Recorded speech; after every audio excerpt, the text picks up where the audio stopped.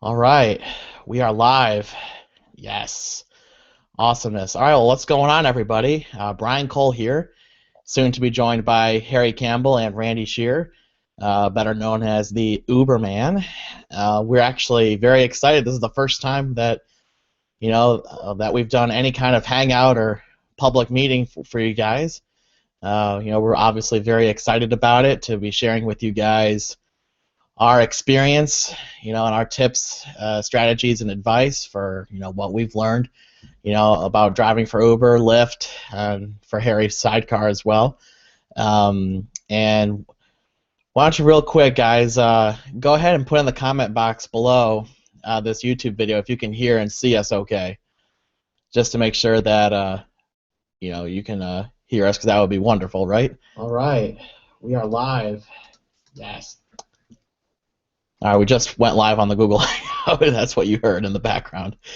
So that we're actually going to be on a little bit of a delay here.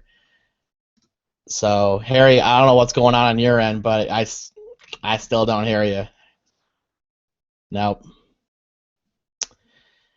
Nothing. Make sure your mute icon is not on accidentally in the Hangout. Can you hear me now? There we go. All right. Finally. What's going on, man? Hey, what's up, Brian? How's it going? Great. I'm just setting up a little microphone over here. Nice. Yeah, that's that same mic you use for your podcast, right?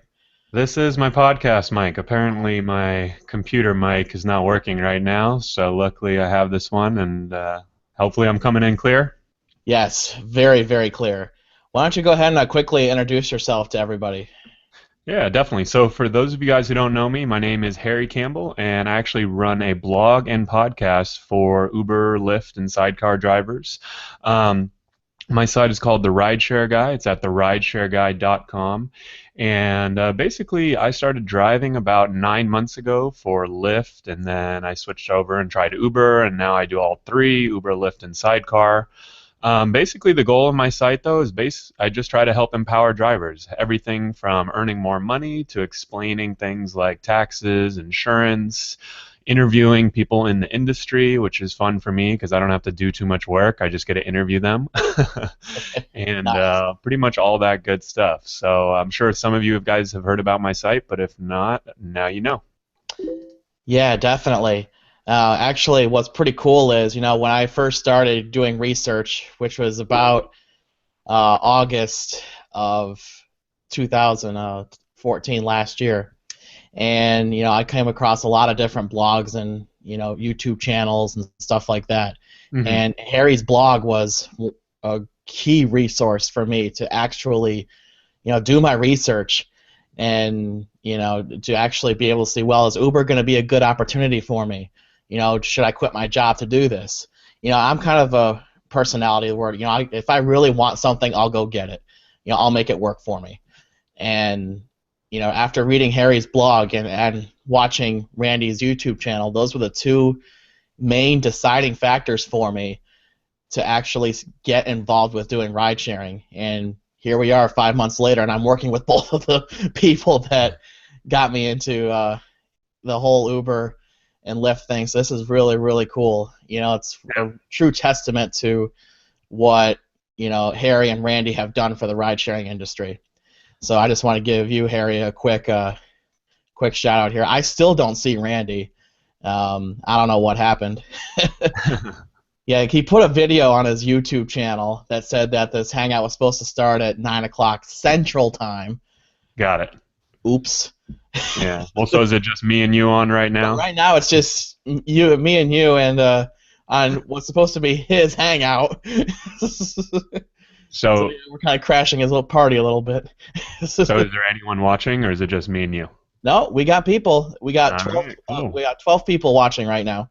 Awesome. What's up, guys? Yeah, I mean, I guess touching on that, I mean, one of the cool things that like you mentioned, that you kind of saw what Randy and I were doing, and it kind of inspired you to become a driver, and now obviously you're working with both of us, and I think that really just goes to show that, I mean, one of the things that stood out to me when I was watching your videos, because obviously I'm kind of like a ninja when I go around looking at other people's blogs and other people's videos, and I don't ever comment, I don't ever reach out, but I'm definitely aware. And people are always emailing me when there's good content floating around. They're always telling me about it, and they're always saying, "Hey, you need to go check this guy out, or you need to look at these videos, or something like that."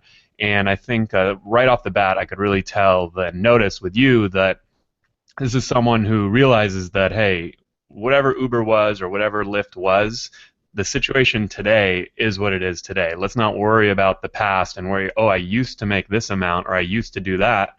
The reason why so many drivers are onboarding and things like that is because of the flexibility, and the reasons that you joined in the first place are the reasons that other people are joining. And I know that you always mention on your videos too, and I've seen some in Ubermans, that, hey, the opportunity is there if you're willing to go out there and take it. You can't expect someone to hand you a $30 an hour job on a silver platter Yep. just when you flip on your app, right? There's going to be a lot of people clamoring to get that type of job. So I think that's one of the cool things about the stuff that you do and the videos you've done in the past and going forward, is that you definitely show that you have that work ethic. And I mean, I've never put in a 50 to 60 hour week driving Uber, but you have.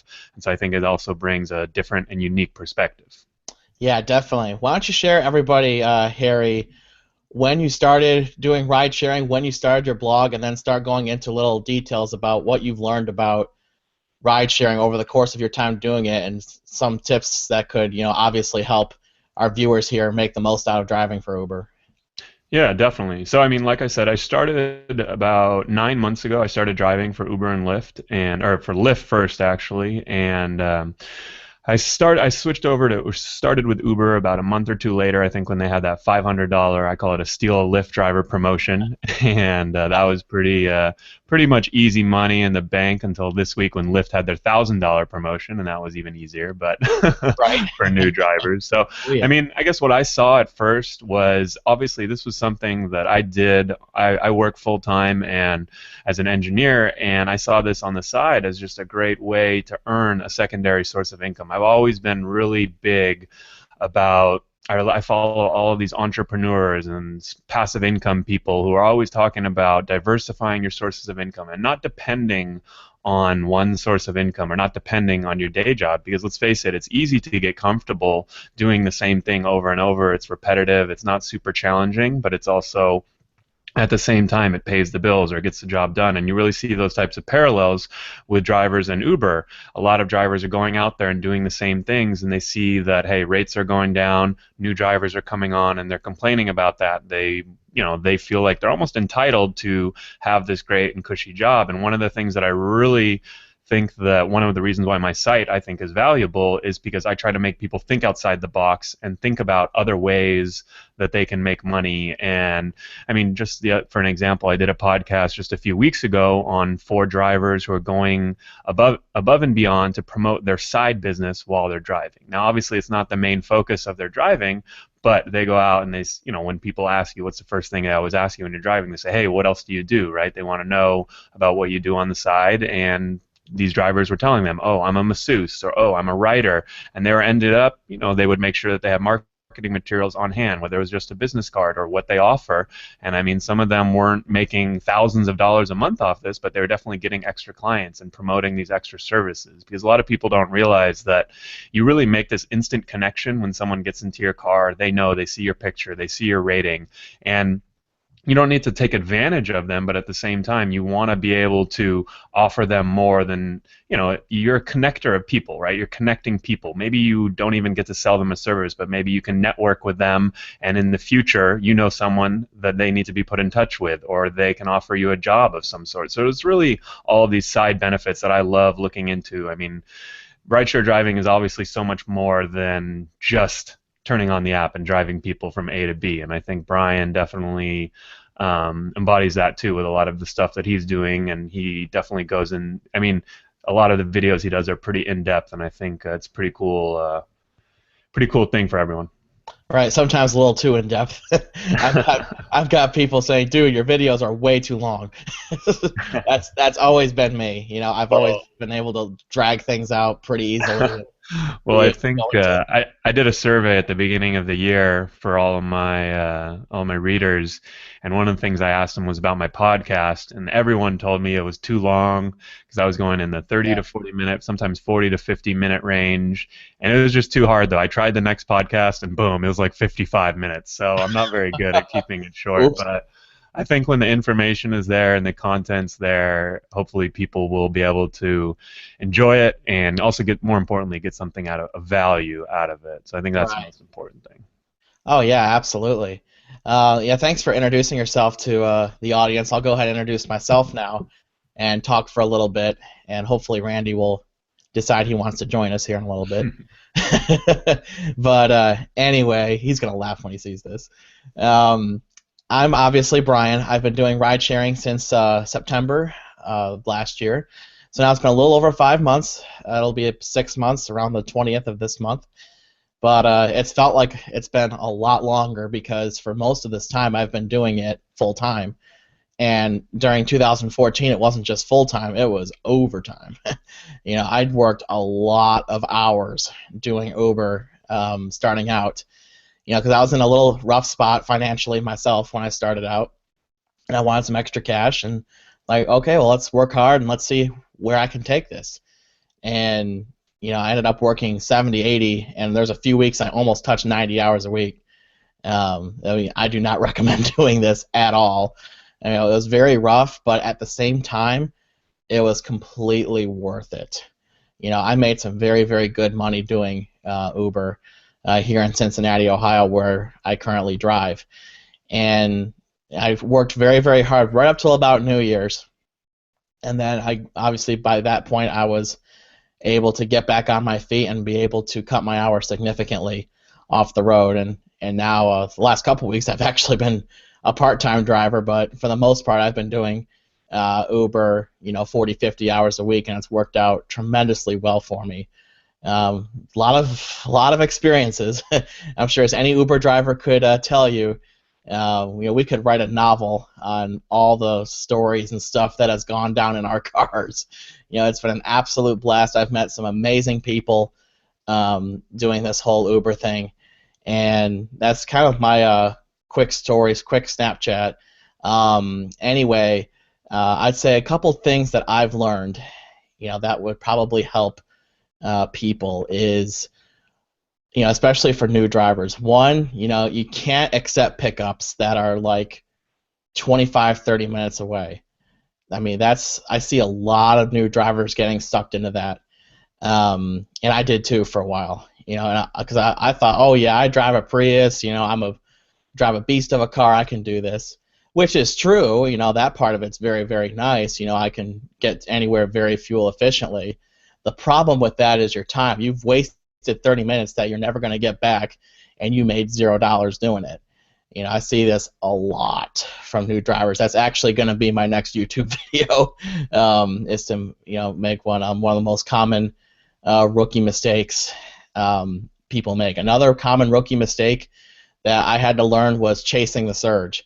Sometimes I see surge pricing 2, 3, 4, 5 times. I'm like, yes, awesome, and I'm not in the surge zone. I'm well outside of it. So I was like, oh, let's drive as fast as I possibly can to the surge zone. And by the time I got there, it was gone. I was like, oh man, I missed it. And I drove all that distance to try to, get, try to make a few extra bucks to, take advantage of the surge that was going on, only for it to be completely disappeared. So that's definitely a couple pieces of advice that I would personally give. What do you think, Harry? Good advice? Oh, you Yeah, muted yourself out. I muted myself. All right, I finally found the YouTube chat, so I'm on there now. But Nice. yeah, definitely. No, I think that's all pretty good advice. I guess for me, because I kind of started and I looked at it from a part-time point of view, and I was always telling drivers, hey, I guess the best situation to be in is when you don't depend on working 40, 50, 60 hours a week. And I came at it from a little bit of a different angle because I was always looking at it, hey, how can I maximize my time out there as a driver and be most efficient as possible, right? And so that's really where I kind of started on my Uber and Lyft journey as far as driving. I was always looking at, hey, what are the most profitable times to drive, and when can I make the most money? Because I guess that's what, I mean, honestly, especially looking at the most popular articles on my site, it always has something to do with money. It's how much can you make with Lyft and Uber, comparisons of Lyft and Uber. So, I mean, I think a lot of times we like to talk about the differences between Lyft and Uber, and the things that we enjoy about one service or the other, but at the end of the day we still want to get paid a fair wage and make money, because I mean, let's be honest, there's things that I would rather be doing. I would rather be hanging out with my wife, I would rather be hanging out with my friends, but I can still make some money on the side, and Uber and Lyft are a great job if you want to make that extra money on the side. That's probably one of the greatest things about doing this whole Uber Lyft thing ever since I started doing this full time, is that this is flexible. I mean, this is something that you can log in and log out whenever you want to, and it's an opportunity that a lot of people, take for granted. And for me, it's like, well, I start feeling tired, then after I finish dropping off this passenger, all I have to do is log off and go home, and then I can sleep in for however long I want to sleep in, and then whenever I'm ready to start driving, just go ahead and log in. Who else can say that? You can't obviously do that on a regular job. You've got your regular 9 to 5 doing your having your gig, and you have to be in the office or at your workplace at a certain time, and then you get out at a certain time. Usually it's one of those 9 to 5 things. There might be some variance in the hours there, but there's no flexibility in that. It's like 9 o'clock's going to come around whether you like it or not. And the thing about Uber and Lyft is you can come and go however many times you want to, whenever you please. And that's been a great thing for me, especially when I was doing my 70, 80, 90 hours a week. I made sure that when I got home, I was going to go to sleep, not set an alarm clock, and just sleep in as long as I possibly could, and then just wake up and eat breakfast and hit the road. That was a really, really good way to do it. I'm trying to load the comments here, actually, Harry. Do you see the comments where people are leaving stuff? Because I can't find it. Yeah, I do. I'm on the YouTube link. I'll send it over to you. There's a little bit of a delay, but I see a few commenters out there right now, some familiar names. So thanks, you guys. Thanks all you guys for joining. Let's see, we got Ryan, Ty, Andrew, Cassie. So those are just a few of the comments that I'm seeing right now. Okay, yeah, I think, are you able to pull up those comments now? Yep, I see them. Awesome. Cool. So, I mean, one of the things you mentioned that I think was really important was the flexibility aspect. There really aren't a ton of jobs in general. I mean, even minimum wage paying jobs where you can have this type of flexibility. And I think a lot of drivers maybe don't realize that. What is their competition like as far as other drivers? These are a lot of drivers who are part-time. They're doing other things. They're moms. They're working, other jobs. They're retired. They need just to make a little bit of side cash, right? So there's all these different people and from different walks of life. And I think that's one of the things that we need to keep in mind as far as who are the other drivers out there. Because I think, if any of you guys follow my stuff or Brian's stuff, that I try to stay really positive about the whole situation. I mean, as a driver, and if it wasn't something that I thought could make me money, or if it wasn't something that, frankly, that I even enjoyed, I wouldn't do it. And I'm really not the type of person to complain about something. I'm either going to figure out a way to make it work, or I'm going to do something else. And I think I figured out a good way to make it work to help people at the same time.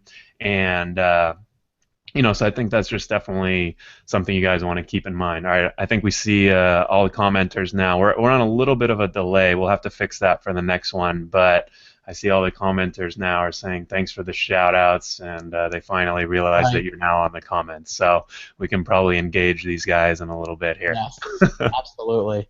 This is my first time actually hosting a Hangout live. This is pretty cool. I've hosted plenty of webinars in years past, but never in a format like this. So it's definitely something new, and we got 16 viewers now. That's actually a lot more than I thought was going to be on this Hangout. So definitely, guys, thank you so much for coming out tonight and hanging out with us. And yeah, let's go ahead and let's start looking at our comments here and start taking some questions. William asked, how long does the application process take? Uber's is pretty quick. I got approved within a couple weeks. Now, it could have been a lot shorter because I waited after they submitted my background check, and I didn't email them back following up. And if I had followed up with them like a day or two after they submitted the background check, I probably could have streamlined that process a lot quicker and gotten approved pretty quick. So the application process, at least on the Cincinnati side, was pretty quick. What about you, Harry?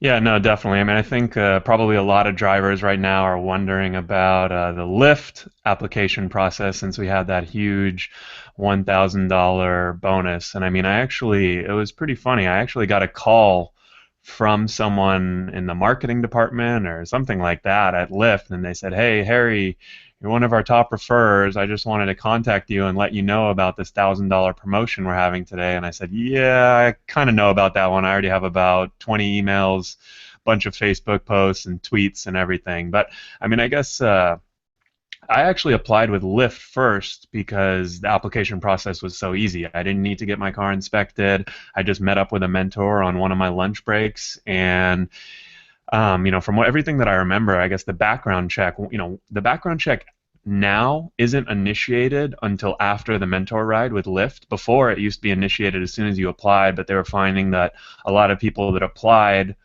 didn't end up doing their mentor ride, and so they were wasting a lot of money on background checks that way. So now after the mentor welcome ride, the background checks start, and that's when it goes from anywhere from 2 to 3 days in a best case scenario to up to 1 to 2 weeks. So that's definitely something you guys want to consider. Yeah, actually, my Lyft, funny thing is, my Lyft application process took like 5 or 6 months. But of course, a lot of that was unnecessary. Actually, my Lyft approval process was nothing short of a hassle. I really had to follow up with Lyft every single step I made because they would not email me back at all. Like, okay, like I submitted my picture, what next? And then a day later, they'd be like, oh, your picture was no good, we need another one. Submit another picture, never heard back. Hello? And that was the whole application process was like that. But eventually I did get approved, and once I got approved, Lyft, the whole thing about hassling with Lyft, that was the last time I've ever had to deal with them in that way. It's been actually really nice driving for them. Especially, Lyft, you're able to accept credit card tips, unlike with the Uber app. So, driving for Lyft definitely does have its advantages. Yeah. Yeah, definitely. I mean, I think that also speaks to, on the whole, experiences, with one company or the other might be, in a certain way, but you're always going to have little situations. I mean, I talked to a driver just the other night who basically gave me the opposite. He told me the opposite. He says, I love Lyft because they never email me, they never bother me. With Uber, it seems like every single day they're hassling me for this or they're hassling me for that. So I think a lot of times the best way to go about, if you're considering driving for Lyft or Uber, or maybe even something else like Postmates, right? I think there's really no substitute for firsthand experience. I mean, I've been doing a ton of mentor rides for Lyft lately, and the one thing that, I actually released today on my site, I actually just released a guide for everyone that basically you can pass out to your mentees, because I was finding that a lot of these mentees have the exact same questions, and I was really it wasn't very efficient how I was doing my mentor sessions. I was spending a lot of time with them, 30 to 45 minutes, but I was answering the same questions over and over. And a lot of these questions are going to be answered after your first few rides. I mean, they're asking, how does this work? How does the app work, right? I mean, you can take a ride as a passenger, which is a huge thing that I recommend, and that's how you can, learn so much right there. And so that's really, just another thing. So I see we have a couple questions coming in right now. I asked about maybe you want to take the first one from Thomas. Okay, I don't see that one. I see one beforehand from Jose. Yeah, he's asking about the Premier Driver Rewards Program. He wants our opinion on that. Oh, you're way up there. All right. Yeah, so I think so we had a couple questions. Let's see. Thomas, he's saying, my question is about the miles you put on your vehicle. How can that be profitable? Resale value is just gone. So what do you think about that? Well, obviously, that's something that we have to accept. Where if you want to become a Uber driver, you're gonna put miles on your car, and that's just something that drivers just have to be okay with. Now, as far as like wear and tear and gas is concerned, obviously every car is going to wear and tear, but it's going to also depend on a lot of gas mileage. I'm lucky; I drive a Prius, so I get 40 to 50 miles a gallon, which is fantastic, and that definitely lowers my overhead cost considerably. But you still can't escape the depreciation argument. So yeah, I mean, obviously it's going to rack up miles on your car, but at the same time, it's more important, especially if you're a part-time driver, to be driving the hours where there tends to be a lot of business, where you can clear a much higher profit margin, like the surge times, like the bar rushes. Here in Cincinnati, like the average bar rush, you can do anywhere between $20 and $35 an hour during that time, and that's a great time to actually make some decent money. Because actually, I'll share with you real quick. This past weekend, I only worked 8 hours. That's it. Because I've been obviously working on quite a few side projects. One of them we'll obviously introduce later on this Hangout. But at the same time, those 8 hours, my summary came back today, and I did $32 an hour in fares. So take 80% of that. That'd probably be about 26 or so dollars an hour. And that's a considerable profit margin for that short period of time. And I think that's the best way to go about it, because even on as Uber continues to cut the fares, it's becoming very more difficult to clear any kind of noticeable margin, especially on the lower rates. Would you agree with that, Harry? Yeah, definitely. I think I'm just double checking that you're on the same page with me in the stream. I'm at 26 minutes and 5 seconds right now. That's a great question. I'm not paying attention to that actually. Okay. Well, I mean, either way, yeah. I think, especially with this question, you can't think if you're going to be driving and putting a ton of miles on your car, then you're probably not thinking about resale value a whole lot. I mean, Right. resale value is going to come more into play if you're buying a car and you're only putting 5 to 10,000 miles. So if you're looking at cars and things like that, now I'm definitely not an auto expert, but I just look at it from more of a practical point of view, right? You know that you're going to be putting a lot of miles on your car, so if you are a full-time driver, you want to take that into consideration and think about cars that are going to be very economical, right? You probably aren't going to want to go for something that is going to be on UberX, but is going to require high maintenance and high costs and high fees. So those are really things that you want to take into account. Maybe if you can step it up to Uber Plus, and then maybe that premium is worth it to get a nicer car. But in general, if you're on UberX and you're competing with a bunch of Priuses, or you're competing with a bunch of Toyota Camrys that have really good gas mileage, and you're driving a BMW that doesn't qualify for a higher service, your expenses are going to be a lot higher. So I think it really also depends on how many miles you're driving, how much time you're putting on your car. I mean, I drive a nicer car. I drive a Lexus SUV. I got a nice little family discount on it, and from my Nice. parents.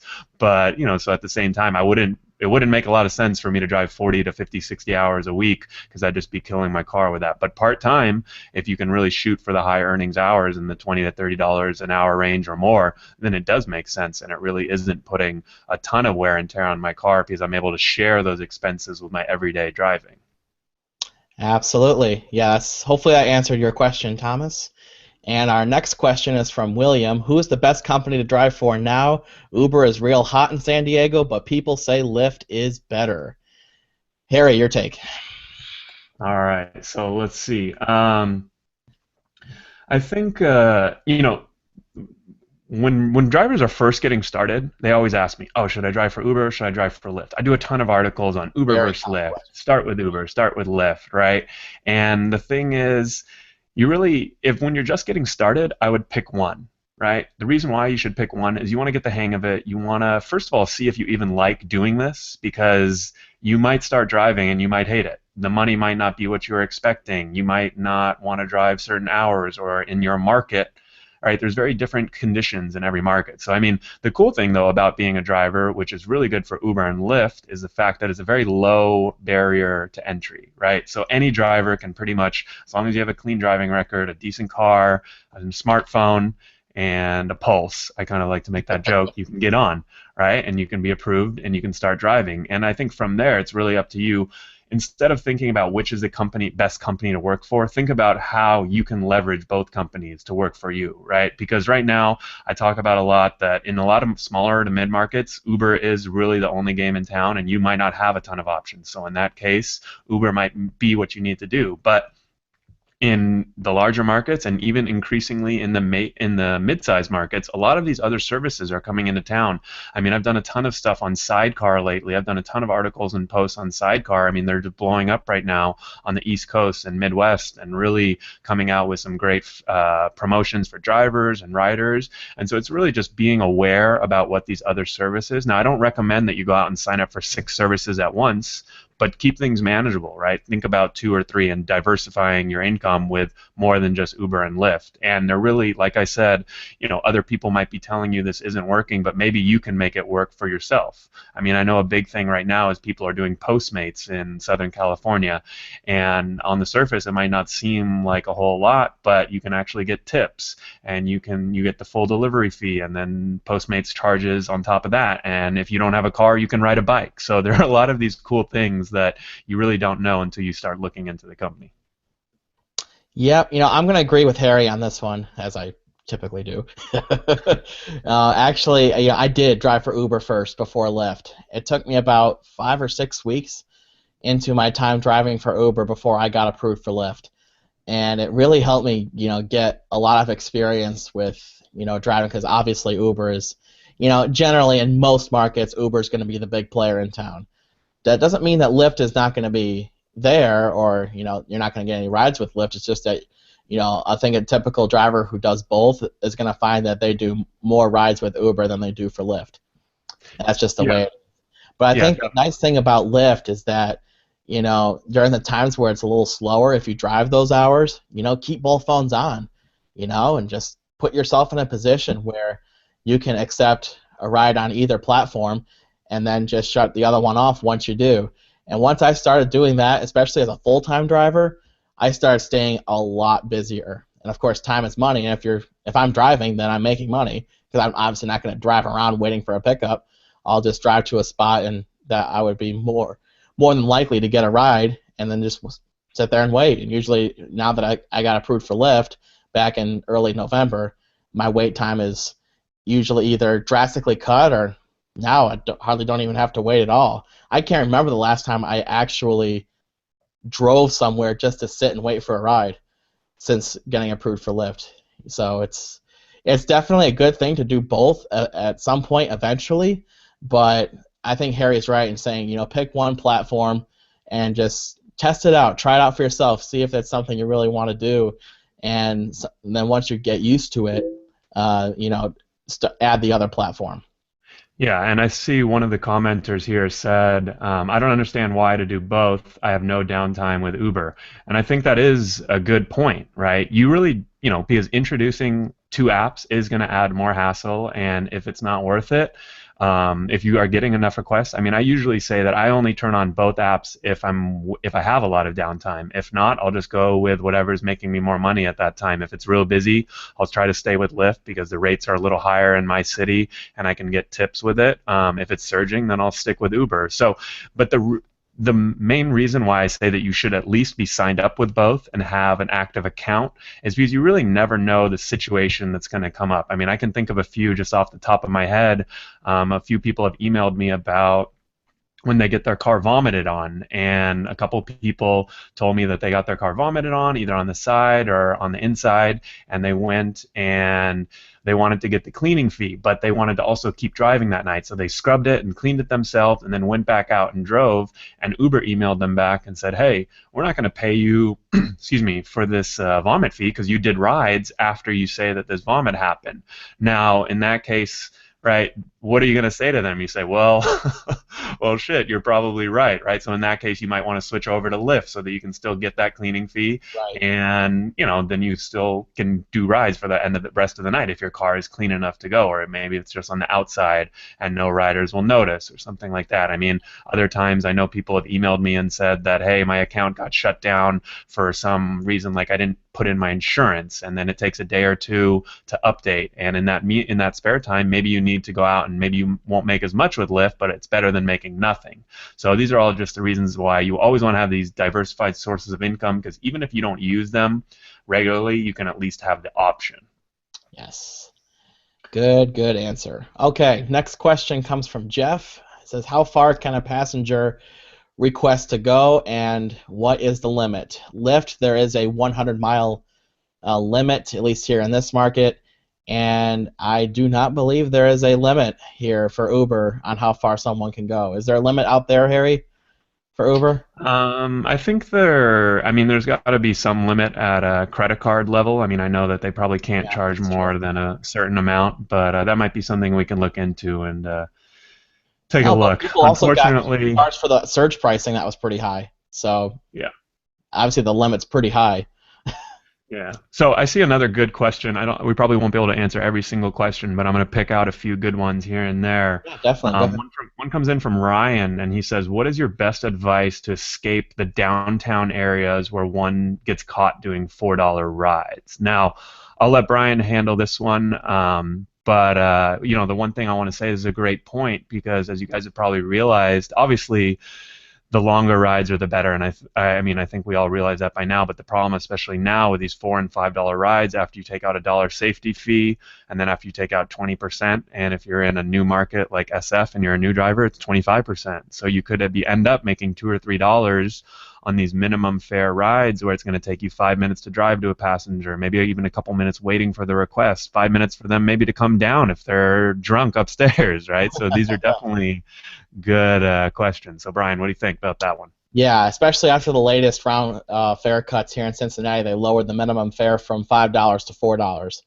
So a lot of those people who were doing those downtown rides, they really got bit by this one, because before they would earn $3.20 per ride, and now it's $2.40 a ride, and that adds up very, very quickly.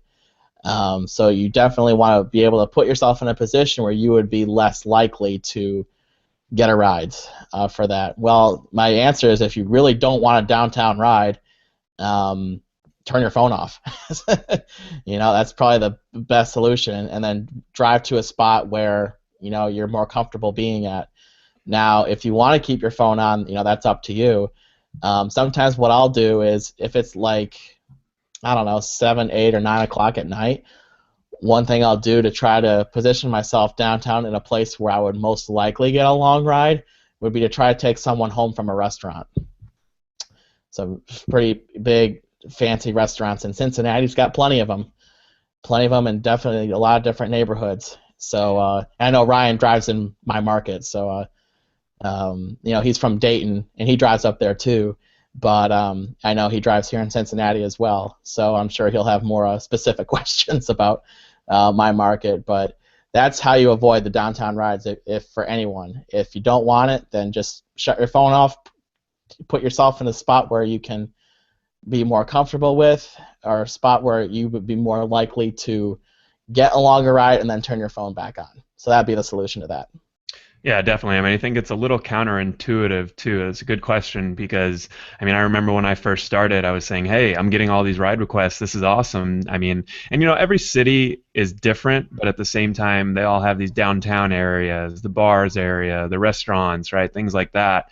And while it might be different in Cincinnati versus LA, for example, but you still have a lot of these same strategies that will apply. And I think that's one of the things we tried to do with the course, is really make it so that no matter what city you're in, that these strategies and tactics will apply, because we're never going to be able to go individually one by one and give you city specific strategies to make money. Say, hey, you need to go to this place and that place, because there's just so many cities, right? There's hundreds and counting. So what we're trying to do, especially with a lot of the content that I produce and Brian produces, is use case studies or examples from our situations, and basically show how they can be applied in other cities or other situations. So I love that tip about turning the app off. I did a whole podcast about how I was driving on July 4th, and basically I was just taking people from inland, 10 to 15 minutes inland, straight to the beach, dropping them off. Every single ride was at 3x surge, and I would turn the app off because I didn't want to get any rides near there, because it was just a madhouse. I'd drive 15 minutes away, turn it back on, boom, right back. So I was doing 30 minutes total, but I was just getting rides nonstop. nice long 15-minute rides on 3x surge, so you can imagine that the fares were pretty good, and I didn't have to ever get stuck in traffic or deal with any of that kind of stuff. So I think, yeah, I know you mentioned that you had a couple people in your market. Let's see, I wonder, maybe you guys can all comment and let us know where you're from. Obviously, like I mentioned, I drive in the LA, Orange County market. Brian's over there in Cincinnati, so I definitely would be curious to hear what you guys have to say, or sorry, what not what you have to say, but where you're from, just to see what kind of audience we have out there. So Yes. I know Randy, he's from what, Oklahoma, right? Yes, Oklahoma City. Oklahoma City, cool. So that guy is still MIA, just in case you're wondering. I He'll heard probably back be from on him. in about 17 minutes. Is that when he thinks it starts, or? Yeah, I heard back from him. He says he's going to try to make it at that time. All right, sounds good. Oh, Harry, I got a question. People are asking about our course. Would you like to introduce it to us? Yeah, sure. Is there a specific? All right, so let's see. We got a couple answers coming in. Santa Barbara, cool. Yeah, what is the question? Oh, yeah, they want us to introduce the course. Oh, all right. They want us to introduce the course. Cool. Yeah, so basically, as you guys know, everything that I do is, I've been working on this stuff for 9 months. I started driving, and literally the first day that I started driving, I started blogging about my experiences too.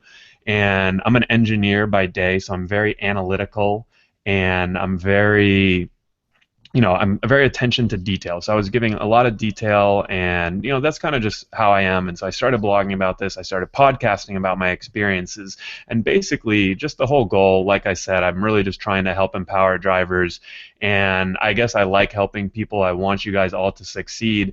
And to be honest, selfishly, I mean, I think giving out strategies and giving out tips reinforces those things with me, right? When you guys ask me about surge pricing strategies or how to avoid these $4 minimum fares, then I go back and I rethink, hey, am I doing a good job of doing that? How can I do a better job of avoiding those $4 minimum fares and $5 fares, or maximizing surge? And so that's kind of selfishly one of the reasons why I like talking about it, because it really reinforces a lot of these strategies with myself when I'm out there driving personally. And along those lines, I've built up hundreds of articles and hours, tens of hours of podcasts, and now YouTube. I followed Brian and Uberman's lead with the YouTube department, so I have my own YouTube channel too that I'm releasing videos, and Brian is helping me over there. And really, I wanted a way, though, that I could streamline a lot of that information. So everything that I do, I give away for free. I have it all in podcasts, videos, articles. But I'm not going to lie, there's a ton of information, and I make it really easy, or I try to make it as easy as possible to get all that information.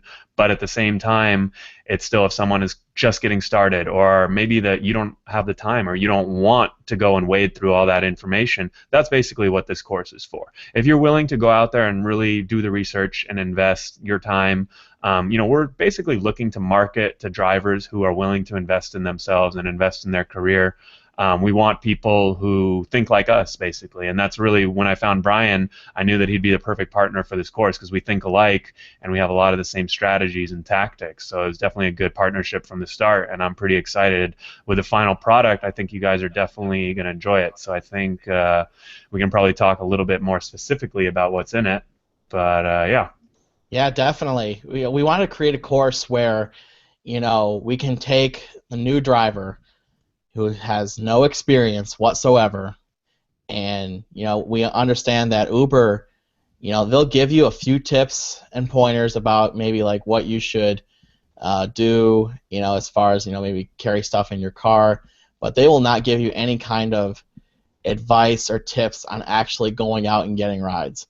Like, they'll just throw you out there. And that's why Harry has his blog. That's why I have my YouTube channel. That's why Randy has his YouTube channel. We want to be able to help drivers, who are brand new or very experienced, wherever you fall in that category, and be able to say, hey, look, this is some training, this is some tips, advice that we've learned, and we don't want you to struggle as a new driver. We want you to be able to find those trips, and make money with Uber, make it something that can work for you. So, we have our course. We have a standard course. We have a gold course. And our standard course, is for, the newer drivers, to actually, get them started off on the right foot. We tell you how to get 5-star ratings. We start explaining what you should bring with you in your car, what to leave home. We also go into some basic strategies and get you started on the right foot on how to start getting those pickups. And then on the gold course, which is our meat part of the course, where we actually go into great detail. This is more for intermediate to advanced people, who really want to make the most out of doing Uber. We go into the deep topics like surge pricing strategies, which is a big one because maximizing surge right now, especially with all the fare cuts, is something you definitely want to be taking advantage of.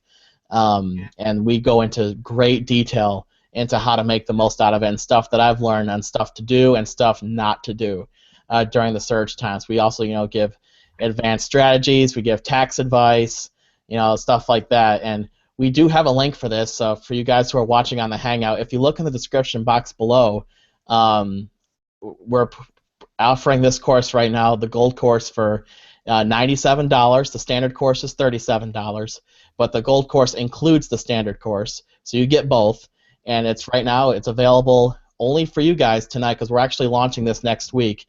We're holding a special hangout just for you guys to give you guys first access to our course, which will be at MaximumRidesharingProfits.com/Uberman. So if you go through Uberman's link, and it's right in the description box below the video, you can definitely take advantage of that. And Harry, why don't you explain to people why should people take us up on our offer tonight? Yeah, I mean, definitely. You brought up some good points. I think, especially as far as, we wanted to create this course that was really going to be of value for everyone, whether you're beginner, intermediate, or advanced. And I think especially one of the things, I used to be a volleyball coach actually, and every year at the beginning of a season, we would always go over the fundamentals. And I think that's kind of what I had in my mind when we were creating this course. We want to basically provide, whether you're intermediate, beginner, or advanced, we want to provide the fundamentals, the starting block. And I do think the introduction course, there's going to be some topics that you've probably already seen or already know. And at the same time, though, I think those topics are super important. And there's going to be things that we talk about as far as ratings. And, a lot of people don't even know that with Lyft, for example, they calculate your rating based on the past 100 trips. And with Uber, they calculate it based on the past 500 trips. So I think I even give an example in one of the videos of how hard it is to bring up your rating with Uber, because when you think about it, if you're at a 4.6 and you've done 500 trips, it's going to take a lot of 5-star ratings to get up to a 4.7 or even a 4.65. So there's just a lot of these little things and the building blocks that you would think, right, when someone tells you, hey, how hard could being an Uber or Lyft driver be, right? You pick someone up and you drop them off, but there's so much more that goes into it, and there's all these pressures and different situations that you need to overcome, and riders that want to bring in alcohol, and riders that want to squeeze in 6 people. So luckily, we've done all this stuff. We've talked about it all, and we got feedback, and we talked to all of these drivers and see what kind of issues they're going through, and that's kind of what we built the course around. We're trying to address and solve all of those issues in a very compact form where you guys don't have to wade through a ton of articles and a ton of podcasts and things like that and go through videos and go through forums and get your questions answered. So we definitely are excited about that part. Yes, absolutely. I just heard from Randy. He should be coming on any second. We should just tease him and give him grief when he comes on. Just mess around with him a little bit. But yes, Uberman will be coming on our call shortly, and we'll definitely introduce him. And he has gone through our course, and he'll definitely have some things to say to you guys about that. We've actually, as Harry said, we've had a lot of people go through this course. People from different walks of life, people who, people who drive for Uber, like Uberman, to people who handle taxes, to people who've created other courses. We've definitely given this course to several different people. We want to hear feedback, because obviously this is Harry and I's first course. This is not my first course. I've created plenty of digital educational courses over the past couple of years. This is my first one, probably in about 2 or 3 years. So I'm getting back into it myself, but we wanted to get people's feedback and hear, what they had to say, and the feedback has been really, really good.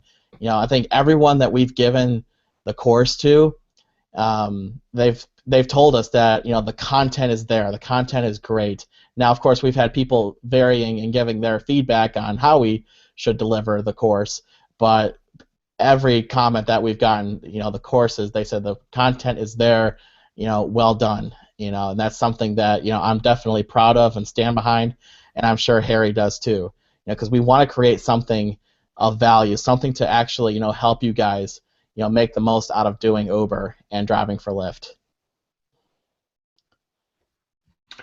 Yeah, definitely, definitely. I think so. Hopefully, we'll have Randy come on here and the Uber man. And I think I told everyone in the chat window maybe if they start getting a little chant going, he'll come on sooner rather than later. Right.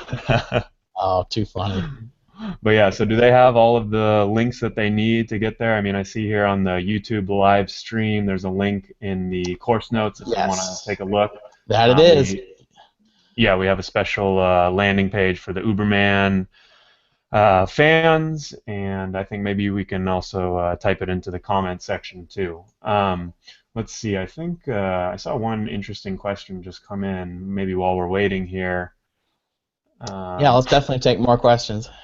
All right, I don't know what Ty is talking about, but he says if we're lucky, we might even see Randy punch out a passenger. I'm not sure what that's in reference to. Oh, but that's a reference to one of his videos that he made. He got assaulted one night by a passenger. That's a little scary. All right. So Paul is asking about what about advertising in your vehicle to make more money? Now it's funny that he asked this question because I've actually seen a couple companies. I mean, I guess one of the things about my site is that I come across a lot of interesting ideas. I'll say some good, some bad. Some are just from passengers, and some are from actual companies that people are doing little startups and things like that. And actually, one of my readers reached out to me. I'm going to post a link in the comments right now, but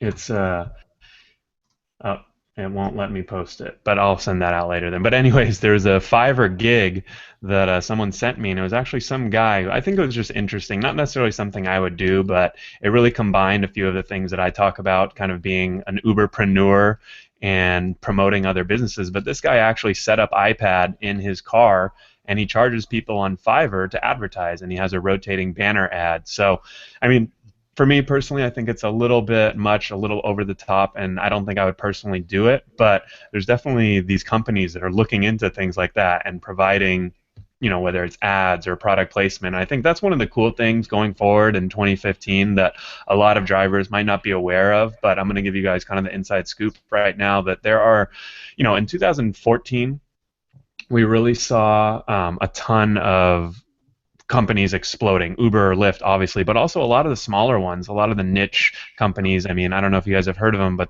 obviously big ones like Sidecar, Postmates, but also, I mean, there are a couple that come to mind like Buddy Truck and Schlepp It, which are two basically just deliveries or Uber for truck type services, Hop Skip Drive, which is just for kids, and I mean the list goes on and on. I have a huge list on my site that I keep, but that's one of the cool things that going forward in 2015, we're starting to see all of these other resources popping up to help drivers.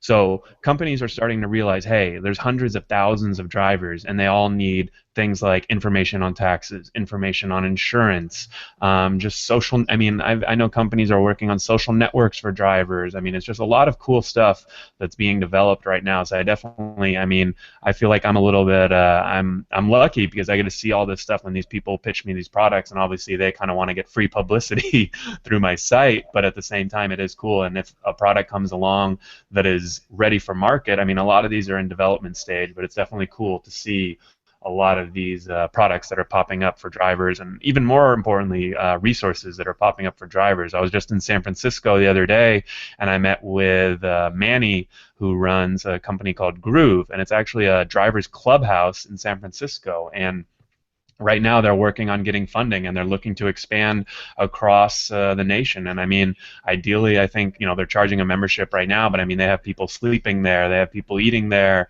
and having just events and resources. I'm partnering up with them for a few things, but going forward they might have companies come in and sponsor it so that it's completely free. And there's all these ways that and companies that are coming out right now to support drivers. So it's definitely cool.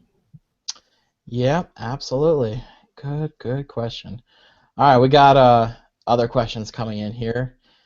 And okay, I've got it here. Let's see. It was I had it. I just lost it. Let's see. Da-dun, da-dun, da-dun. Can you guys talk about insurance? It makes Uber a non-profit organization. I think that was the first time I heard that one.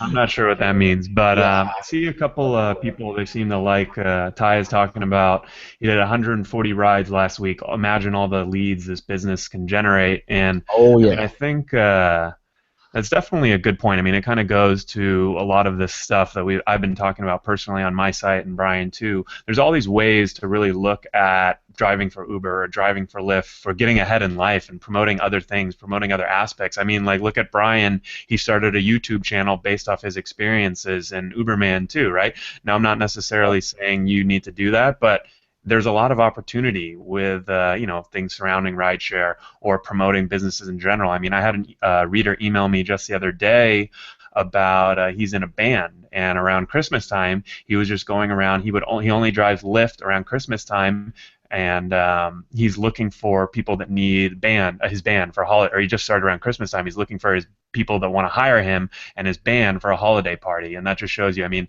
he said, "Hey, I'll do 3 weeks worth of rides. If I get one lead or one conversion off of that, boom, we just made my band a few $1,000s." So there's lots of these other avenues that you want to think about. Yep. And there's a lot of different situations that someone can use Uber to leverage into something else. I think you mentioned about the guy who sold his bracelets and jewelry in the car. And then there's people like myself who use a YouTube channel, and then the band story. And then in another situation, I feel like if someone's between jobs, who's unemployed, who's trying to drive for Uber to make some extra money on the side, if they drive during the daytime, during the business hours and take a lot of business clientele, they start making conversations, connections. You never know who's going to be in your car, who's in the same walk of life as you are, doing something that you want to do. Hey, there he is. What's going on, man? Gee, we're wondering where you were at. No, dude, he's right on time. I know, right? Well done, Randy. Well done. Hey, leave it to me to screw it up, right? Oh, it's all good. I figured it was an honest mistake. I saw your YouTube video at 9 p.m. Central. I was like, no! Well, I'm sleep deprived, so I'm just going to blame it on that. Oh, yeah, dude. Well, it's all good. Actually, we're glad you came on. There's a lot of people who were very happy that you hopped on here. So, yeah, for the last hour, Harry and I have been talking it up. We've been actually answering people's questions that they've had, and we kind of introduced the course a little bit.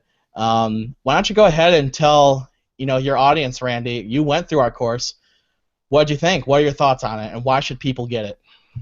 Well, it's very well put together. I mean, it's very, very well organized. That's one of the things I love the most about it. From the start all the way to the end, you put everything in order from, where you really need to start all the way through the most complicated things that you need to be understanding, like surge pricing and even getting into taxes. I mean, you guys covered a lot of ground, and there's nothing else like it, and there probably won't be anything else like it unless, some copycat comes along and tries to do it themselves. But you guys put a lot of work into it, and even people that have been driving like myself for 16 months or even longer, you could go on there and learn a few things that are going to really help you increase your profitability.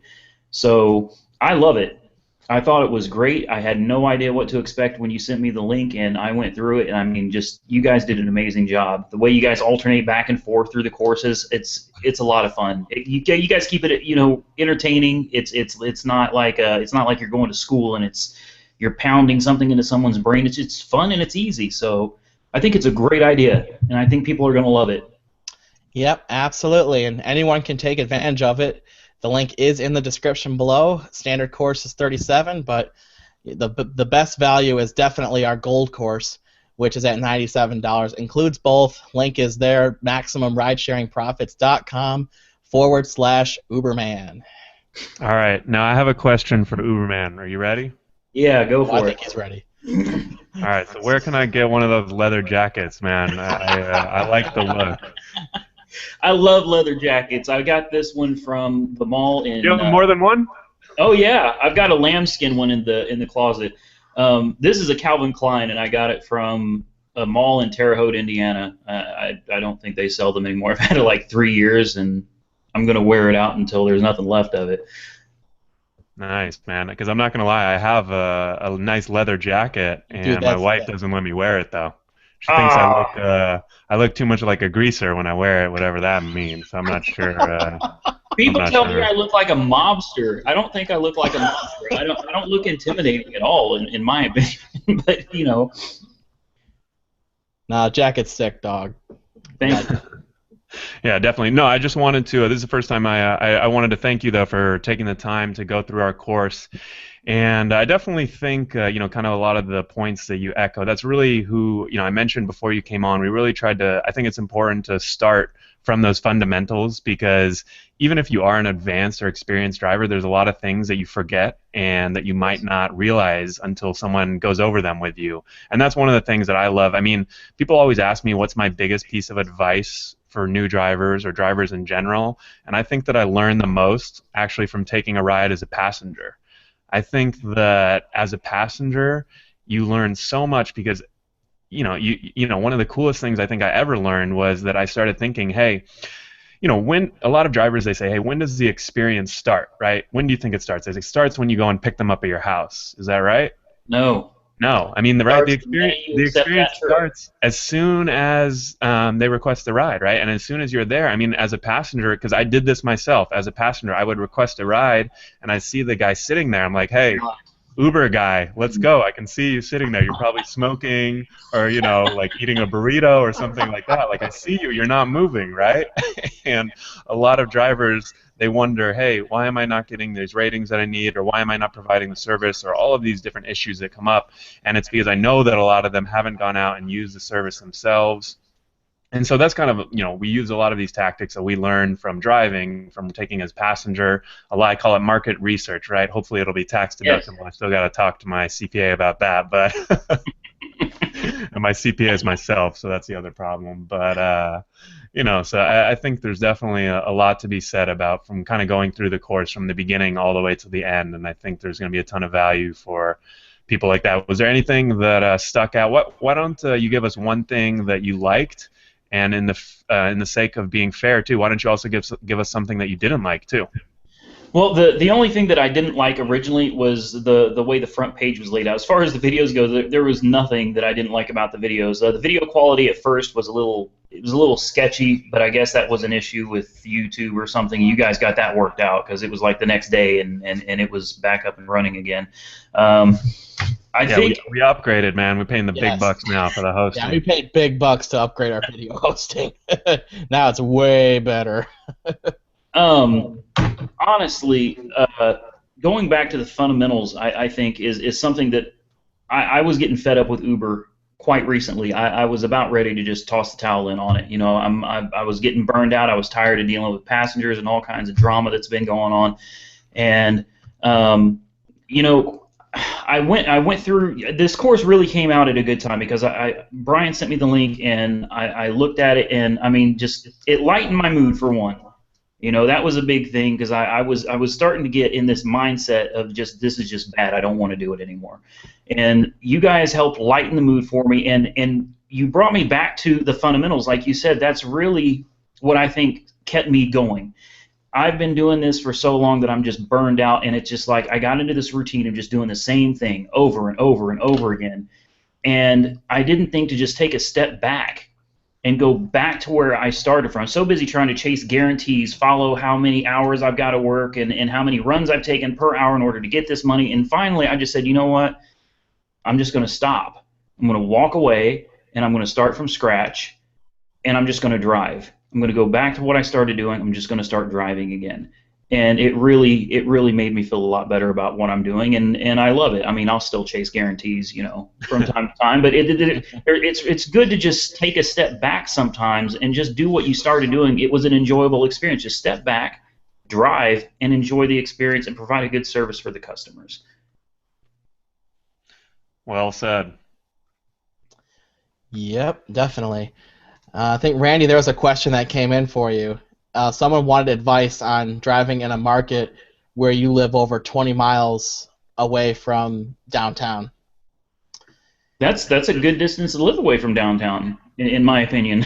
I used to live about I live 130 35 miles miles. from Cincinnati. So. 20 miles is a great location. I would prefer to stay around the suburbs, the outlying areas around downtown. If Uber is not really a big deal there, then find something. There's going to be something nearby that's popular. There almost always is. You're going to get long runs from those areas all the way to downtown. And once you're in downtown, a lot of those runs are going to be short, back and forth, minimum fare runs. But sometimes you get lucky and get runs back. But I think a town like that, 20 miles away, should be perfect for Uber. Yeah, definitely. See, I live 35 miles from Cincinnati, which I just put in the chat, which, that's a little far from the city. If I had lived 5 or 10 miles south of here, I could probably almost every day get a ride into the city. Right. But I live just far enough north and in a part of town where, it's very family centric. It's not the party crowd, definitely not the party crowd. So you're not going to be able to take those long rides for people who want to go to the bar that night. There's not many bars around here. People, if someone wanted to really go to a decent bar, they'd have to go a lot closer to the city. So on Friday and Saturday are the days that I'm most likely to catch a ride from my house or near my house into the city. And that's probably the best advantage. If you find yourself living in a situation where you're that far away from the city, that's the way to do it. Because the more empty miles you drive, the worse it is. And the more, if you can bring someone into the city, a place where you're already going to go anyway, that's how you make the most out of, doing Uber. Those empty miles kill you. Oh, yeah. Definitely. And I think we have a nice variety of people on this chat that are from all over the U.S. And I can speak to, I guess I'm here out close to San Francisco, so I kind of see all of these services that are emerging first. And obviously Uber and Lyft like to test things in L.A. and San Francisco. So I can already tell you that, the cool thing is they're working on problems like these. I know that Uber and Lyft, the drivers aren't their priority, but they are trying to make their systems more efficient. And it's not going to be overnight, but just for example, right now Lyft is testing the destination filter out here in San Francisco and LA, and it actually does just that. So on any Lyft line ride, it will actually allow you to set a destination. So if you live out in the suburbs and you want to go to downtown, you can set your destination as downtown. You start heading that direction, and you'll get any riders that are also headed in that direction. So you're only matched with passengers in that direction. And now, obviously, that service isn't rolled out in every city. I can't wait till that hits here. Right now. What's that? I can't wait till that hits here in Cincinnati. That'll be great. Yeah, but there's all sorts of these different options and services that are, I think, I talked to Randy a little bit about this, and when I got a quote from him for what this outlook of rideshare in 2015, and I think the biggest thing to keep in mind is that right now, the state of how things are right now are by no means what it'll be in 1 month, 3 months, 6 months, 1 year. Things are changing literally overnight. Insurance was a huge issue for a year, and now it seems like every insurer is coming out with some type of hybrid policy, and I suspect that will be resolved in full by the end of this year, just because now these companies are realizing that, hey, we're losing money. So there's a lot of these cool items and issues, I guess, that basically that's kind of why sometimes people make fun of me, but I have a pretty positive outlook on rideshare and just the whole industry in general. I've gotten a lot of flack for that too. I get a lot of flack for being positive about Uber. Yeah, it's still a valuable opportunity for those who want to see it. Yeah, it really is. But he's right. Everything is changing, and it changes so rapidly. It's ridiculous. New policies are being set in place by different states and cities. You really don't know from one day to the next what's going to happen. And for me, that's part of the excitement of it. I don't know exactly what's going to happen when I get up tomorrow, or maybe a new rideshare company is going to pop up. I think that would be great. I'd love to try something other than Uber, like Sidecar or something. I think that'd be really awesome. Do they have Sidecar in Oklahoma City? If they do, I don't know about it. I looked it up when I moved here, and no, Sidecar didn't exist. I don't think they do. Yeah, it's not here either, but it's in Harry's market though. Yeah, Lucky. it is. It is in my market in LA. I will say it's not hugely popular. It's definitely, it's kind of like Lyft is to Uber as Sidecar is to Lyft. I guess if that makes sense. Oh. Well, that's sad. So, but the thing is, they're doing it a little bit differently. I mean, they're only in 8 or 9 or 10 markets, and the markets that they are in, especially on the East Coast right now, I mean, everyone's telling me that I mean, in Chicago right now, one of my writers, Scott, is just making a killing right now with Sidecar, and there's some really cool things that, I mean, I think Sidecar is the best app for drivers since you can set your pickup filter. So, I mean, you can decide where you want to pick up and you can decide where you want to drop off. You can set your own prices. Yes. So, I mean, there's some really cool things that people are doing. I can give you guys a quick story since I was in San Francisco last weekend about it. He was actually an Uber driver. And what he did was, so he lives in San Francisco. You basically have the city up north. The airport is about 20 miles south. And then this guy lived 20 miles south of the airport. And every morning, what he would do was, so he actually worked at a startup during the day. And so what he would do is in the morning, he would turn on Uber, he would wait at home, getting ready and all that kind of stuff until he got a request. And 9 times out of 10, since it was early in the morning, these people would be going to the airport. Obviously, SFO is a huge airport, and there's a ton of airport rides in San Francisco. And so he would maybe once in a while get another ride, but eventually people would be headed in that direction.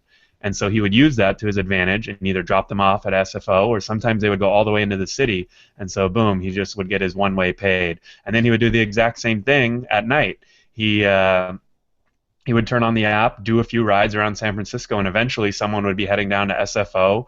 And I actually got him on my way to the airport, so it was just funny how he was telling me about his strategy, and it actually does work because I got him on the way from the city to the airport. And I mean, this guy, I'm actually going to be interviewing him in a few in a couple weeks, but it was just really cool the way he was doing it. I mean, he was like the Uber superstar, the way he leveraged Uber, had a day job, and then not only that, but he recruited one engineer at his company. It was a passenger. He was driving, and he talked to his engineer and convinced him to like come work on the side for his startup. And then he actually got somehow hooked up with a guy at Google Ventures, and now they're going to take a look and get a pitch for his startup. So it's just a lot of these cool stories that are coming out there, and I think it really goes to these people who are thinking about how to think outside the box and leverage it to be as effective as possible. And obviously, that's a very unique and non-typical case. But I mean, really, I think no matter what city you're in, there's opportunity like that. You just have to be willing to think outside the box. And I heard a good quote today that said, if 99% of other people aren't doing it, you either have a really good idea or a really bad idea. So Truth. I think I kind of butchered that quote. I might have to look up the actual one, but I was kind of just going off the top of my head. Yeah, it works. I'm with Randy. It works.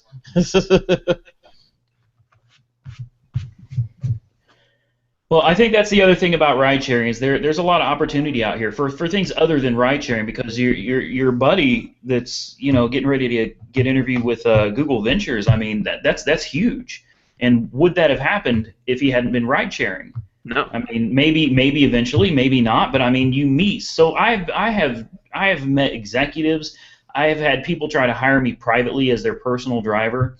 I mean, you meet, not regularly, not all the time, but I mean, you do meet a fair amount of there's famous people, and all you have to do is just strike somebody in a positive manner, and they like you, and you don't know where that's going to take you. I mean, this is much bigger than just driving somebody around. This can change your life.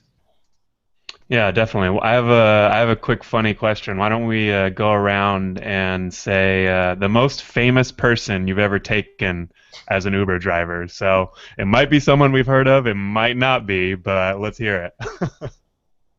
I don't know who it was, and it wasn't just one. Okay, it wasn't that they weren't that famous. It was our baseball team, the Oklahoma City Redhawks. All right. I took a group of them on New Year's Eve, not this New Year's Eve, but the one in 2013, 2014. I took a group of them back to their hotel, and one of them broke my window, and Oh no. Yeah, it's okay. I mean, they paid like a $300 and some fare, so and Uber got my window taken care of. But I mean, they weren't ridiculously famous or anything. But they out here they would have been famous. But I don't follow our baseball team and things like that, so I don't know.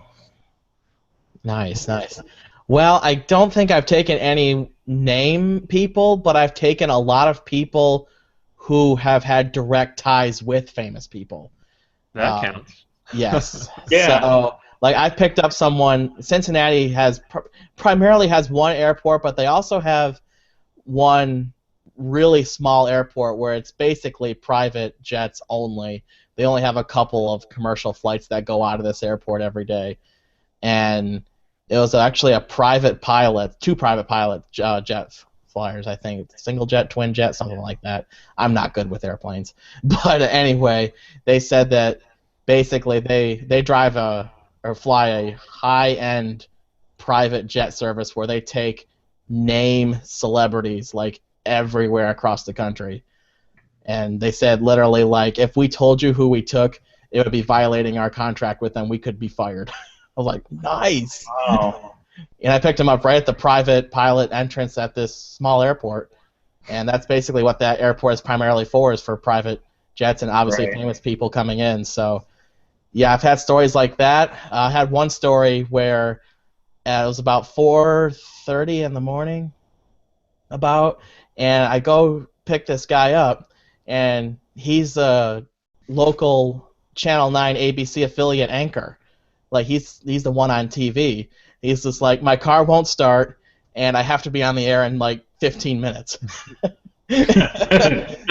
So go fast. See, that's pretty much what he told me. He's like, dude, go. That was pretty funny. So I Nice. drove him Yeah. to the Channel 9 studio here in Cincinnati, and we actually had a really good conversation about, Uber and stuff like that. So those are the kinds of people that I take. Pretty cool, pretty awesome. I've taken over 2,500 trips now in the last 5 months, so I've obviously met thousands of people doing this. So Yeah. you definitely meet a lot of different people, a lot of That's cool people cool. like that too. Yeah, I think we have a couple comments coming in right now, and let's see, Ryan says he took the starting St. John basketball team. They all fit in his Prius somehow after they whipped Xavier. They celebrated at the Waffle House. Of course. Waffle House. Yeah, see, that's the perfect place to go celebrate. Yeah, and then let's see, Ty, he says Paula Abdul in Montecito, so I think Oh. he drives over in Santa Barbara. Say So nice. Montecito is kind of like a ritzy community over here in Southern California. I think Oprah has a house there, actually. But yeah, and then we have a lot of, the cool thing is, for me at least, like, I'm kind of a nerd, so I think taking these little local celebrities is really cool. Like you Yeah. mentioned, Brian, like, oh, you have a news anchor in your car. Oh, that's awesome. Like that's kind of happened to me a few times here and there. And these little local celebrities, and like Uberman said, he took the guys from the baseball team, although he doesn't know their name, but he does know that they are local heroes or superstars. And I think Right. that's kind of speaks to really the experiences that you can have as a driver and how they can vary so much from one ride to the next. You could get like 4 drunk douchebags, and then you could get like, someone famous or semi-famous. So it's just funny. I think probably the coolest one for me was similar to Uberman. I actually didn't even know who this guy was, but I picked him up near the airport, and I was talking to him. This is in L.A., and he was telling me how he's a singer, and trust me, I picked up my fair share of singers before, or wannabe singers at least, and this guy was saying, yeah, I sing for this band called Macklemore and Ryan Lewis, and I was like, oh, I've heard of them. I've heard of them. Actually, Pretty good. yeah, I was like, oh, and I figured he was just some backup singer, and then I looked him up. I think his name was like Ray Mack or something like that, and he's the guy who comes in on all the songs and does the chorus. So he's actually like an integral part of the songs. I think one he goes like, oh man, I'm not gonna sing it, but oh, boo!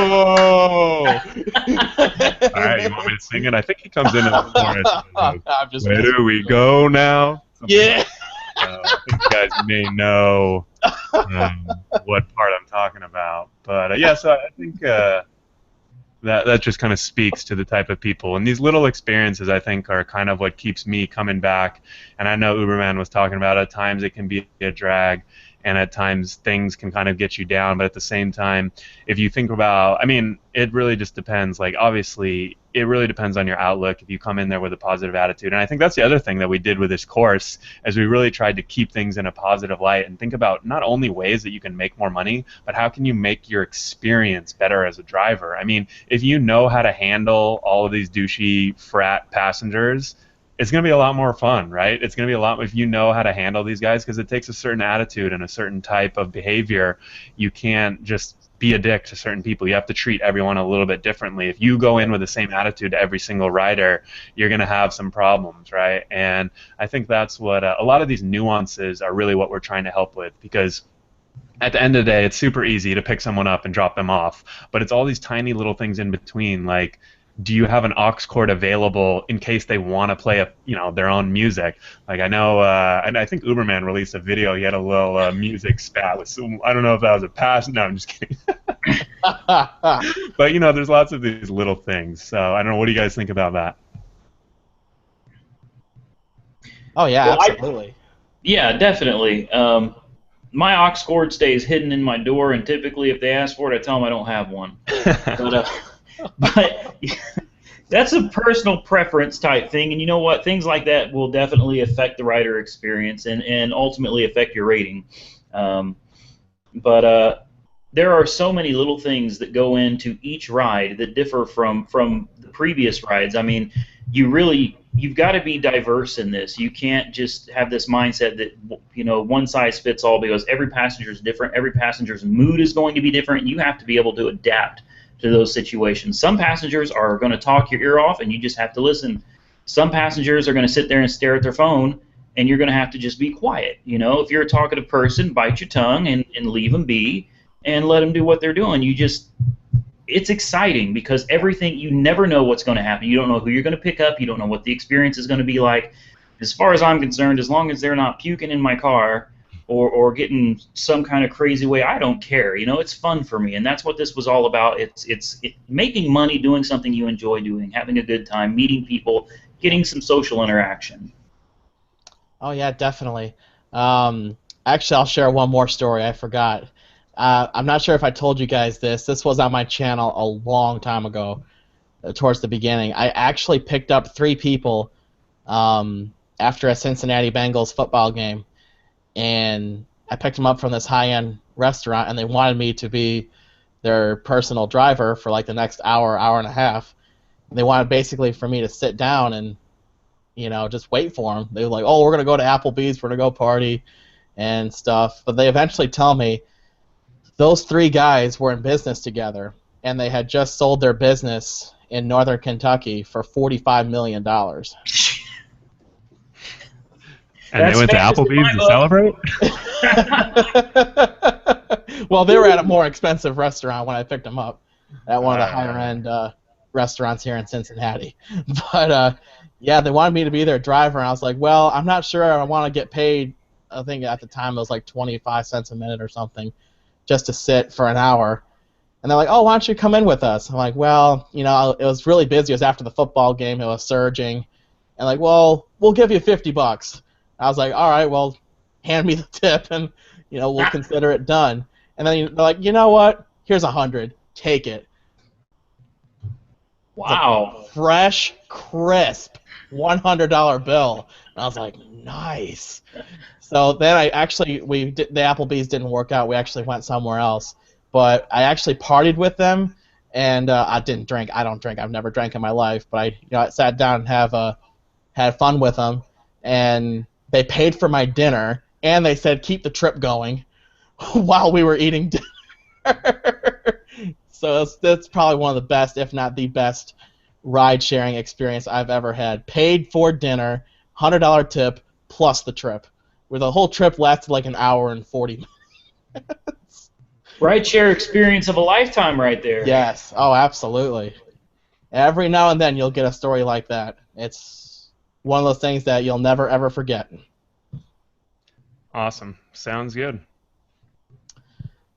So we've definitely peaked out on our viewers. We actually peaked out right around 28, 29 people. That's actually a lot more people than I thought were going to join. Oh, I'm going to go yell at all my subscribers and the people on my Facebook page because I expected more of them than this. Actually, before you came on, Randy, we only had about 14 or 15. Since you've come on, it's almost doubled. Oh, there's an ego boost. Thank you. I needed it. I know, Been a right? rough day. Oh, yeah. All right, got any more questions in the chat box we can go ahead and answer? I mean, I think, let's see, we got a couple people just commenting about their biggest tips ever. And Uberman, can you see the chat box, or are you just hanging out on the Google Hangout? Yeah, I don't know anything about Google Hangout. I just clicked the link that Brian sent me, so I don't see anything. Here, Randy, I'm going to Facebook this to you real quick. Just make sure you pause the video when you start it or when you load this page so that, our stream doesn't load live and we hear the echo. Okay. I just Facebooked it to you.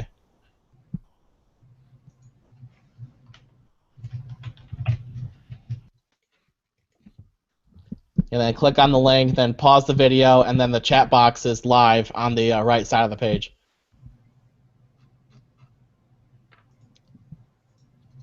Yes. And also, guess a side note here, guys. If you have not subscribed to Randy or I's channel, definitely do so now.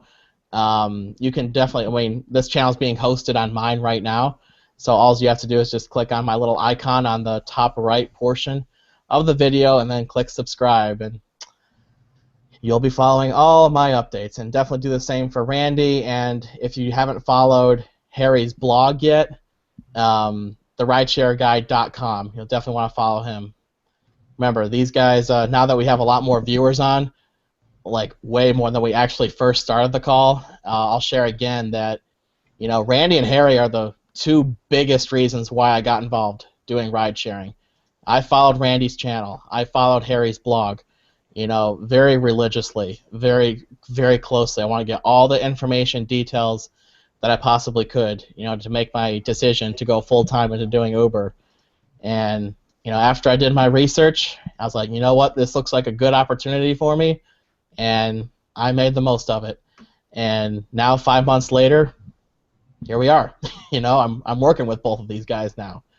It's very, they've been extremely helpful in my journey and for me learning all about what Uber is. So if you are not following these guys, you have to follow them. So definitely get on Randy's channel and on Harry's blog for sure. And let's see. What do you do if too many get in and refuse to get out? That's a good question. Yeah, actually, I had this question come in from an emailer just the other day, and one of the things I told him was, because obviously it's kind of, you really want to think about how you can diffuse these types of situations, and the thing I suggested to him was, he was always saying, well, you guys are going to have to call an XL, and I can't take you. And I actually asked this question to Rez from R3Z Solutions, who does training for a lot of Uber deactivated drivers. He does it over in 40-plus markets. So basically, I deferred to the expert and asked him this question on my podcast. I think it was episode 5. But I asked him this question. He said, what you want to do is basically say that the best I can do right now is wait for you to call another UberX. Right? So instead of saying that, hey, I can't do this or I can't do that, it's kind of like a customer service training technique that you say the best that I can do is wait for another UberX to come, and now we can go in groups of 3 and 3, instead of saying you're going to have to call an Uber XL and kind of being the aggressor in the situation. So it's really all about these nuances. So I don't know, what do you guys think? What do you do in that type of situation? Go ahead, Brian. All right. I'll guess that's like who's gonna go first? Well, because we know it happens a lot, and I mean everyone has their own way of handling these situations, and there definitely isn't one right way. But I think depending on your personality too, you need to find something that maybe you're the type of person that just won't take any crap from anyone, and if that's what you need to go with, that's what you need to go with. You still want to be yourself, but figure out a way to diffuse the situation. Absolutely. This actually happens more than I'd like to, unfortunately, because I drive the party crowd hours.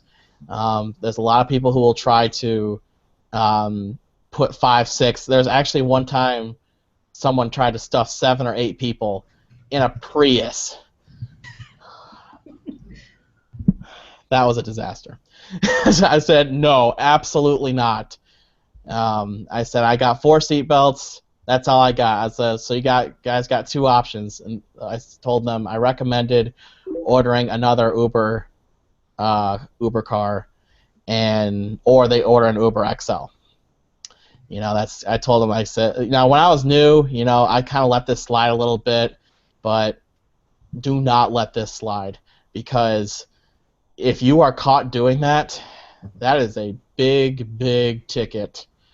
Obviously, the ticket will depend on where you are and what the laws are in your state, but generally, it's not a good idea to get, caught, pulled over for having too many people in your back seat. And imagine if you got into an accident with too many people in your back seat. That's going to backfire on you really, really quick. In some states, you could go to jail for that. It's very, very true. Now, other situations, like if it gets heated in my back seat, like for instance, I've never kicked anybody out of my car, believe it or not, out of 2,500 trips. There have been times I've wanted to kick people out of my car. I'm pretty laid back. I have a very, very high tolerance for stuff. The closest time I've ever come to throwing somebody out of my car, it was actually a group of people at the Bar Rush. And this was a very short ride, probably about a mile, mile and a half. The second they got in my car, it was an all-out cat fight. I mean, all out. And they just could not. It was about the most stupid middle school type drama. Like, who cares kind of thing. and if people fight, amongst themselves, whatever. I don't care. I have nothing to do with it. As long as they don't affect my ability to drive them, whatever. They'll get a bad rating, but I'll still take them. But at the same time, if anyone affects your ability to drive, like this cat fight almost did affect my ability to actually take them safely to their destination, that is when you pull over and throw them out. And you cannot put up with anyone who is affecting your ability to drive. Now, like I said, I'm laid back, high tolerance. It takes a lot to get to me to actually throw you out, because I am providing a service to people. I am making money on it. And if it's really, but at the same time, making money is one thing, but your safety is another. And you cannot take that risk if someone is truly affecting your ability to drive. Randy, what do you think? Well, as far as fitting too many people in the car, for the longest time I did that. I would go ahead and let them fit 5 people, and man, I really hate admitting it. When I had my Honda Fit little hatchback, I would let them climb in the hatch. I would tell them, well, I don't want the cops seeing too many people, so if you want to fit this many, you got to jump in the trunk, and 9 times out of 10, they would jump in the hatchback, because when I just gotten started, I was all about just having fun. Making money was good. It was great, but I was more about just having a good time and meeting people and just having a pleasant experience. But as I got a little more experienced, things started occurring to me like, what would happen if I did have a car wreck and I've got people in the hatchback, and what if somebody dies? There's a lot of repercussions from something like that happening, but the biggest one for me is, how am I going to live with myself knowing that I allowed this to happen and I could cost somebody their life? I can't do that. I can't live with that. So I came up. I do not condone lying, but when you're dealing with a bunch of drunk college kids like I do a lot, sometimes you've just got to come up with something on the fly, and that's what I did. I explain when they have 5 people, I tell them, look, I've got 4 seatbelts. I got pulled over a couple weeks ago. The cops pulled me over because I had one too many people in the car. He threatened to arrest me for, I came up with something. It was reckless endangerment. I just came up with that off the top of my head. I know it exists, and it sounds like it fits. So I told them that they threatened to suspend my license, impound my car, and throw me in jail.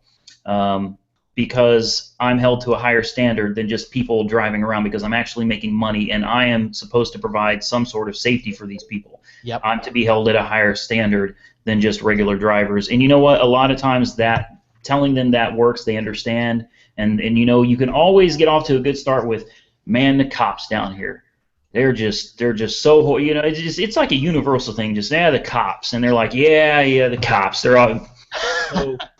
That's kind of how I get around it. I absolutely will not, under any circumstances, fit more people in my car than I can have seatbelts. I just can't do it. Has anyone ever tried to get it on in your back seat? And if they have, do you stop them? Yeah, in fact, it's never happened before until I got this new car, and it was a couple weeks ago. Of course, right?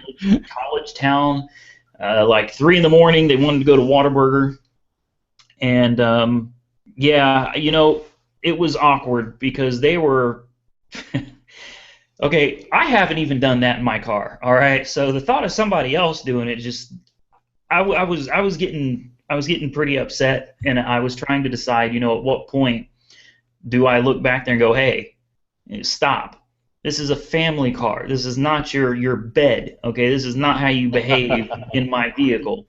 Ultimately, it didn't go any further than them just making out heavily, and I got the trip over with as quickly as possible. I sped a little bit. I got them where they wanted to go. I took them home, and I got them out of my car, and I tried to forget about that whole experience. But I don't know if it went too far. Yeah, I would definitely stop the car and tell them you're getting out. Side of the road. I don't care. Not gonna happen. That's disgusting. You don't do that in my car, Right. man. I've had plenty of couples passionately make out in my back seat. This actually probably happens at least once a weekend. And like I said, I do have a high tolerance for stuff like this. So I let them do it. I'm like, well, I'm happy for them. Call it love or whatever. Lust. Or Well, yeah, that too. It's like I'm very happy for him. I'm not gonna stop love, because I tend to be a romantic myself. But anyway, that's no one's actually tried to do it in my car yet. I'm not really sure how I'd handle it, honestly. It's like, if they told me, just keep driving in circles, the fare's gonna add up. I do have a sheet in my trunk. put it over your back seat. Yeah, no joke. That's actually probably what I do. Actually, the sheet is not even. It was there for something else, but I just tell them, okay, if you're really gonna do it, there's a sheet in my trunk. You can easily reach over it from my back seat. Just grab it, put it on the seat, do what you gotta do. I'll keep driving. I'll keep making the money and whatever. But that has not happened yet. Not yet. Anyway, Harry, what about you? Yeah, I think I've had pretty much all the same stuff, and never gone all the way. But I've had a few boyfriends/husbands wanting to convince their girlfriends and wives to do it in my back seat, but that only happened a couple times, and they did not budge or give in. That's the closest it's got. sounds good. All right, well, I think we're going to put this hangout to a wrap here, because we've been on the air now for an hour and 40 minutes. We definitely were very happy to have taken a lot of you guys' questions.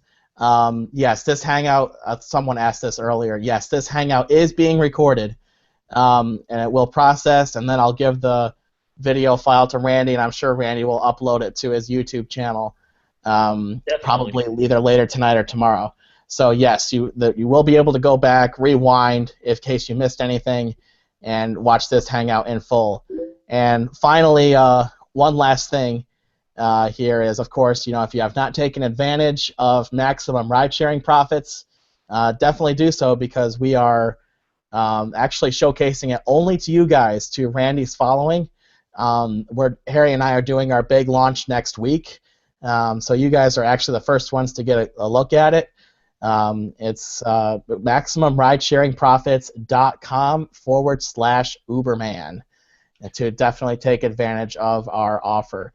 Harry, Randy, any last final things you guys would like to say before we conclude this hangout? Go take the course.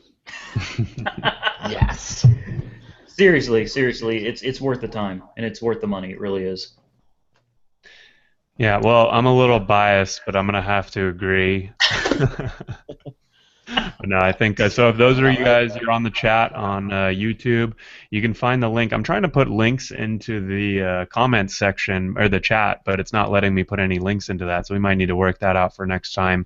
But in the show notes, and then in the video we put up, you can go ahead and we have a link right there to Uberman's landing page on our site. And then, we have a ton of information just on our respective YouTube channels, on my site and blog. And so there's definitely no shortage of great information out there that's all free.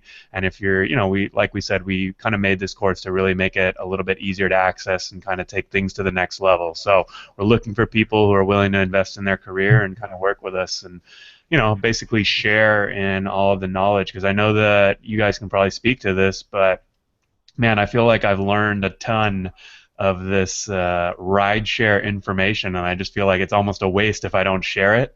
Yes, exactly. Like if I just keep it all to myself, it's like, man, I've learned all these little weird things. Like I know exactly how all these rating systems work in Surge, and it's like completely useless in life, except for when I'm driving for Uber and Lyft. So I've got to share it. So that's where I'm at. Yes. Randy, any last thoughts? No. I'm tired. No, I'm kidding. I know, All right. No, seriously, guys, you guys really did a great job putting that together. It's really awesome. I really enjoyed going through it, and I appreciate you letting me be a part of it. Awesome. Definitely. I'm sure this will not be the last time the three of us get on a hangout together. Actually, if we had probably promoted this more, we probably could have gotten triple the viewers we got.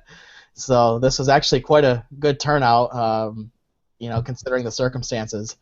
So yeah, definitely. Thank you so much for coming on, Harry and Randy. Definitely thrilled and honored to be, working with you guys and being on this hangout. And if you have any more questions, I got a YouTube channel. Leave a comment. Randy's got a channel. Leave a comment. We have a group, actually. Randy does, Uberman Driver Network on Facebook. I'll be hanging out there after we hang up here very shortly, when we'll be more than happy to answer questions that maybe we didn't get a chance to address here on the air. So until next time, this is Brian Cole, and on behalf of Randy and Harry, we'd like to say good night and thank you for coming. Uber on. Yes, Uber on.